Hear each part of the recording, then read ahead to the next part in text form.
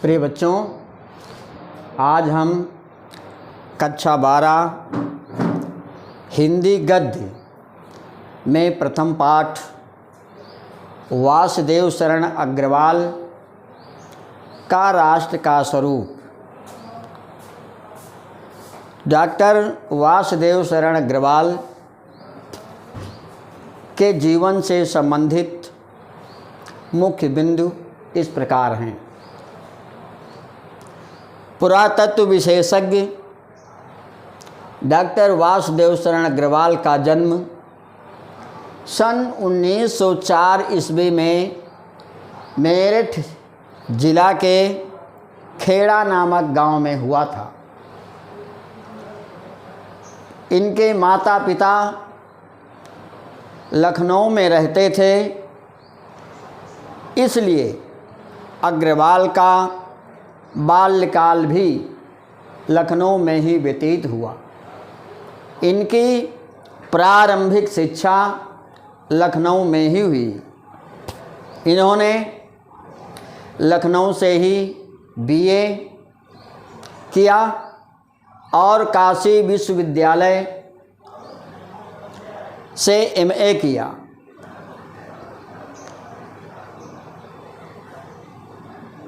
पाणिनकालीन भारत शोध ग्रंथ,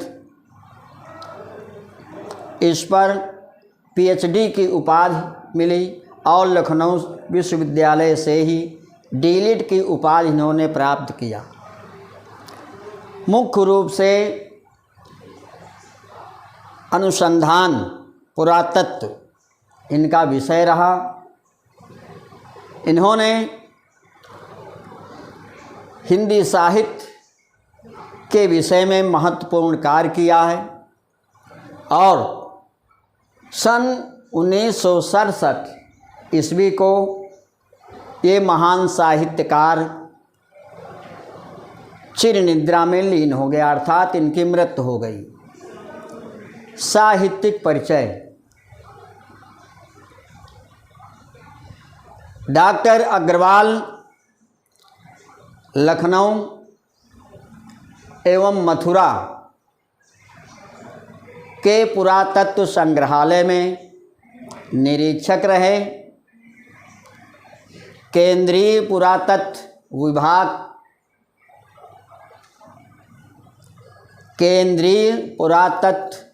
विभाग में निरीक्षक रहे। राष्ट्रीय संग्रहालय दिल्ली में अध्यक्ष रहे और कुछ समय तक काशी हिंदू विश्वविद्यालय में इंडोलादी के अध्यक्ष रहे। मुख्य रूप से पुरातत्व संधान इनका विषय रहा। इन्होंने पाली, संस्कृत, भारतीय इतिहास के विषय में बहुत योगदान दिया। प्राचीन महापुरुषों जैसे श्री कृष्ण, वाल्मीकि, मनु आदि के आधुनिक रूप में बुद्धि संगत साक्ष्य प्रमाण किए हैं और ये हिंदी साहित्य में निरंतर अनुसंधान के विषय में प्रयत्नशील रहे हैं। इनकी भाषा खड़ी बोली है, जिसमें इन्होंने देशज शब्दों का प्रयोग किया है, जिसके कारण इनकी भाषा सरल है। शैली में गवेषणात्मक, व्याख्यात्मक एवं उद्धरण शैलियों का इन्होंने प्रयोग किया है। इनका निबंध राष्ट्र का स्वरूप, रचनाएं निबंध के रूप में राष्ट्र का स्वरूप कल्पलता, कल्पवृक्ष, कला और संस्कृत, पृथ्वीपुत्र, वाग्धारा। शोध ग्रंथ में पाणिनकालीन भारत, इसके अतिरिक्त संपादन में जायसी के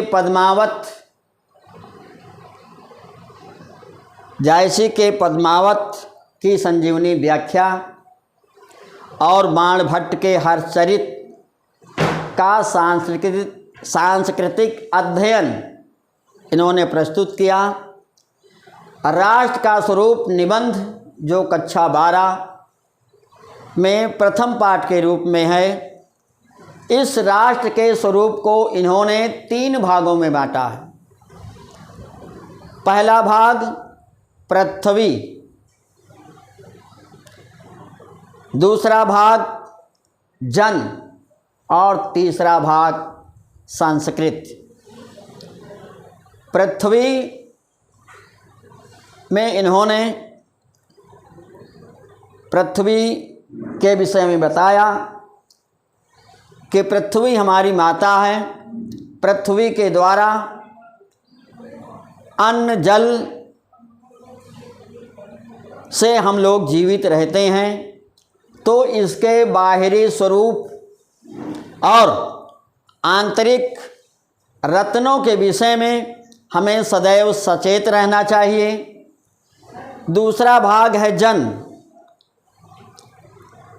इस पृथ्वी पर रहने वाले जन जितना ही विकास करेंगे हमारे देश का उतना ही विकास होगा। संस्कृत, आखिरी है संस्कृत। यहाँ के निवासी, इस पृथ्वी पर रहने वाले निवासी जितने ही सभ्य होंगे, संस्कारित होंगे, राष्ट्र का स्वरूप उतना ही अच्छा होगा और विकसित होगा। यहीं से ये पाठ समाप्त होता है। जय हिंद, धन्यवाद। एक बंद